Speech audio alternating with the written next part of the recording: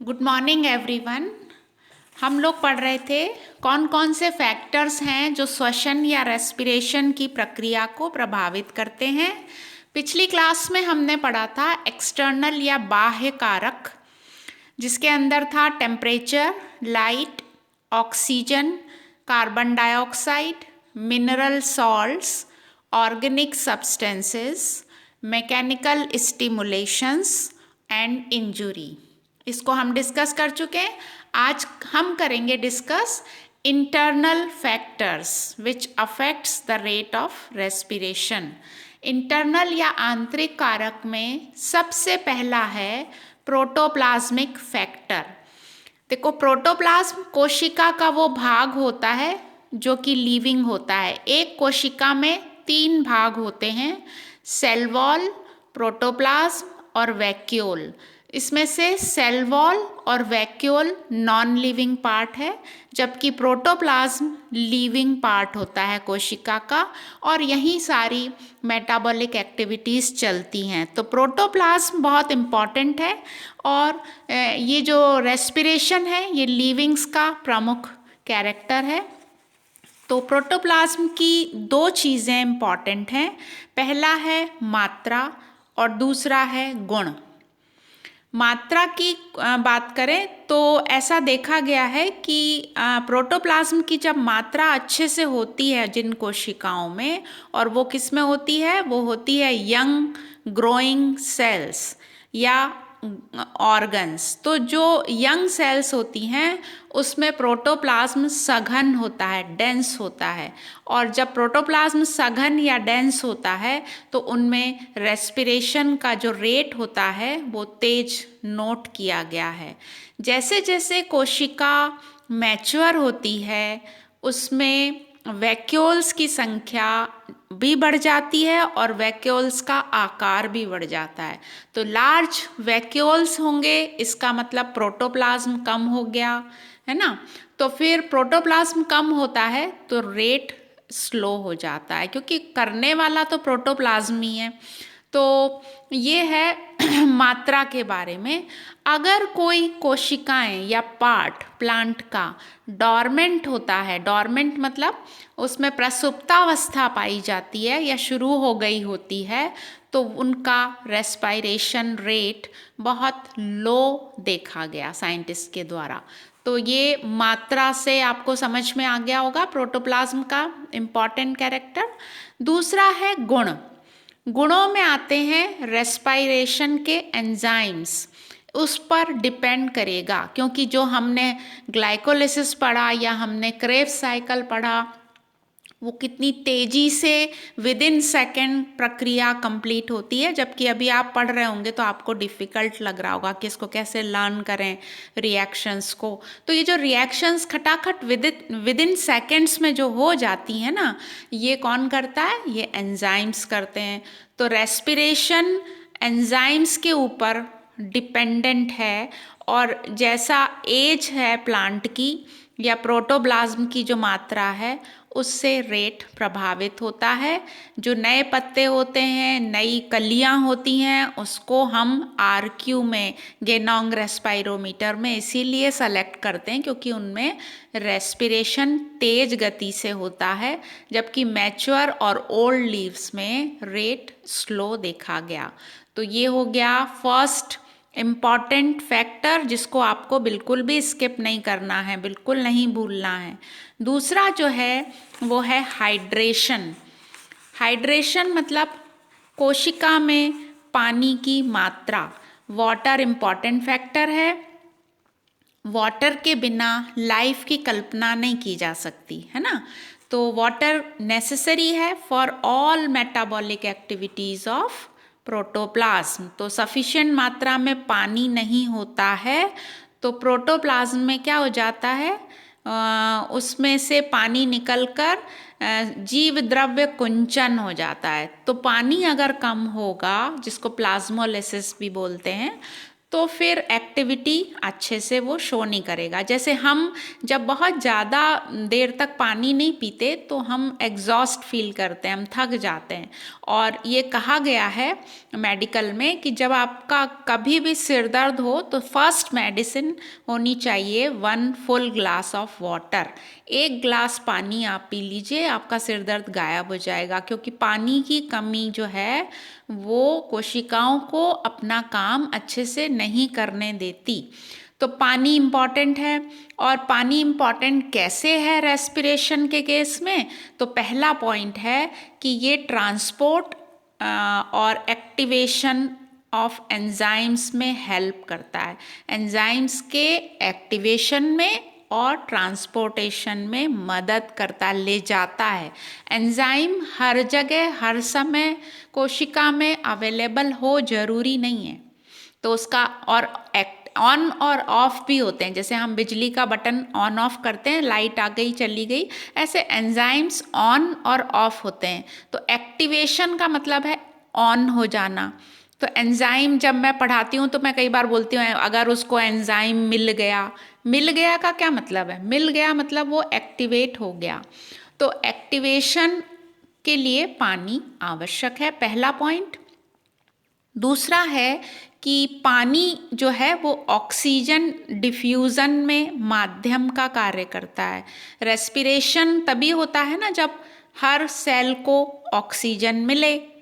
और ऑक्सीजन को ले जाने वाला जो माध्यम है वो है पानी। तो इस तरह से रेस्पिरेशन प्रभावित होता है। और तीसरा जो है, पानी जो है वो हेल्प करता है conversion of starch into sugar. ये जो रेस्पिरेटरी सबस्ट्रेट होता है ना वो शुगर होना चाहिए, लास्ट में ग्लूकोज बनना चाहिए जो भी हम खाते हैं पीते हैं।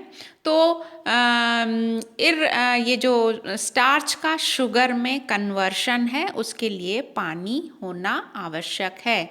अगर पानी की मात्रा ऑर्गन्स में, कोशिकाओं में कम होती है, डेफिशिएंसी होती है, तो वहाँ पर रेस्पिरेशन का रेट स्लो हो जाता है। लिटिल रेस्पिरेशन शो करते हैं। एग्जाम्पल के लिए जितने भी सीड्स होते हैं उनका रेस्पिरेटरी रेट बहुत धीमा होता है। और इसलिए होता है, क्यों होता है? क्योंकि इनके अंदर नमी या हाइड्रेशन बिलो 15% देखा गया है। 15% से कम पानी की मात्रा होने पर वो धीरे धीरे सांस लेते हैं। बहुत जिंदा तो हैं लेकिन धीरे धीरे सांस लेते हैं। तो ये है हाइड्रेशन, बहुत इम्पॉर्टेंट। नेक्स्ट हम आते हैं रेस्पिरेटरी सबस्ट्रेट या मटेरियल कोशिका में कितनी मात्रा में है। अधिकतर मामलों में ये नोट किया गया है कि there is linear relation with the concentration of readily available respiratory substrate, particularly sugars। ये देखा गया है कि अगर शुगर रेस्पिरेटरी सबस्ट्रेट की मात्रा अधिक है तो रेस्पिरेशन की दर बढ़ती जाती है। लेकिन तो उसको ऐसे शॉर्ट में बोलना हो तो क्या बोलेंगे? मात्रा अधिक, रेट ज़्यादा, है ना। इसको ऐसे शॉर्ट में बोल सकते हैं। अधिकतर मामलों में नोटिस किया गया है बच्चों।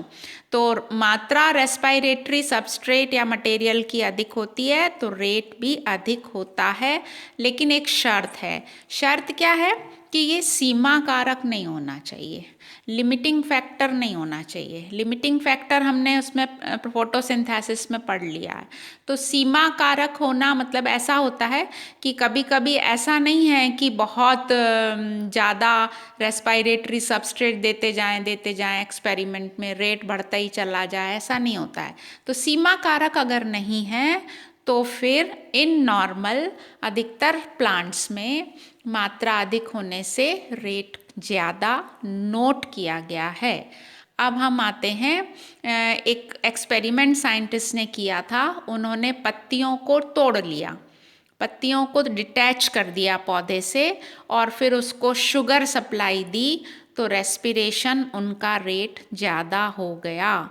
तो इसका मतलब ये है कि जो श्वसन के लिए जो पदार्थ चाहिए वो होना आवश्यक है। अब आते हैं हम लास्ट फैक्टर इंटरनल, और वो है एज। रेस्पिरेशन सीधे सीधे इन्फ्लुएंस्ड होता है by age and state of plant.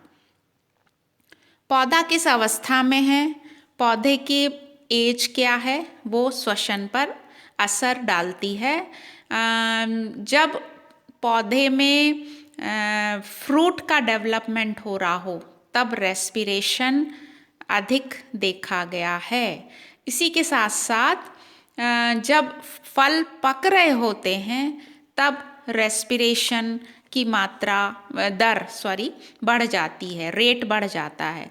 तो फलों के डेवलपमेंट और राइपनिंग में रेस्पिरेशन को इंक्रीज्ड पाया गया, और ये रेट इंक्रीज होने के साथ साथ क्या होता है उसमें इवोल्यूशन ऑफ इथाइलिन। आप अभी आगे पढ़ेंगे ग्रोथ हार्मोन्स, तो उसमें इथाइलिन जो है उसको राइपनिंग हार्मोन कहा गया है। तो रेस्पिरेशन जब ज़्यादा होता है फलों के पकने के समय, तो वो एकम्पनीड होता है, उसके साथ साथ इवोल्यूशन ऑफ इथाइलिन देखा गया है और फल जो हैं वो पक जाते हैं। तो ये थे कुछ इंटरनल 4 फैक्टर्स जिनको आपको डिस्कस करना है अगर क्वेश्चन आता है तो। और जहाँ तक रेस्पिरेशन के सिग्निफिकेंस की बात है, तो फिर से एक बार मैं बता दूं कि रेस्पिरेशन के दौरान जो पहला सिग्निफिकेंस है वो है एनर्जी रिलीज्ड होती है। दूसरा है कि जो एनर्जी है, पोटेंशियल एनर्जी जो है वो काइनेटिक एनर्जी में बदल जाती है। तीसरा है कि CO2 निकलती है, तो CO2 साइकिल मेंटेन रहता है नेचर में। तो जितने ज़्यादा हम पेड़ लगाएंगे उतना जो है नेचर बैलेंस्ड रहेगा। CO2 की मात्रा बढ़ रही है क्योंकि पौधों की संख्या कम हो रही है, और CO2 की मात्रा बढ़ने से होता है ग्रीन हाउस इफेक्ट, मतलब जिससे होता है ग्लोबल वार्मिंग, और जिससे ग्लोबल वार्मिंग का परिणाम है लेवल ऑफ जो सी है, समुद्र का तल, वो ऊंचा होता जा रहा है। उसका दुष्परिणाम है कि हमारी धरती जो है वो सिकुड़ती जा रही है, कम होता जा रहा है ज़मीन वाला हिस्सा। और अगर ज़मीन कम हो जाएगी तो जो पॉपुलेशन है इस वर्ल्ड की, उसको रहने के लिए बहुत सारी दिक्कतों का सामना करना पड़ेगा। तो आप जो बॉटनी के स्टूडेंट हैं उनसे मैं एक अपील करूँगी कि आप केवल नंबर के लिए या डिग्री के लिए पढ़ाई मत करिए। आप जब कोई चीज़ पढ़ते हैं तो उसको दिमाग में फिट करिए। अब CO2 साइकिल रेस्पिरेशन के द्वारा मेंटेन होता है। रेस्पिरेशन में चाहे एनिमल्स हों, चाहे ह्यूमन बीइंग हों, चाहे माइक्रो ऑर्गेनिजम्स हों, चाहे प्लांट्स हों, सभी ऑक्सीजन ले रहे हैं, कार्बन डाइऑक्साइड छोड़ रहे हैं। और अगर प्लांट्स नहीं होंगे तो CO2 को लेने वाला और कोई क्रिएचर या लिविंग्स और कोई है नहीं। तो फिर आप अपनी ड्यूटी बन जाती है कि हम अधिक से अधिक प्लांटेशन करें, इस धरती को अच्छा हरा भरा बनाएं। और रेस्पिरेशन मेरे ख्याल से आज हमारा टॉपिक कंप्लीट हो रहा है। आपको इसको पूरा अच्छे से आप पढ़िए, और कहीं भी कोई भी प्रॉब्लम है तो पूछ सकते हैं। Thank you.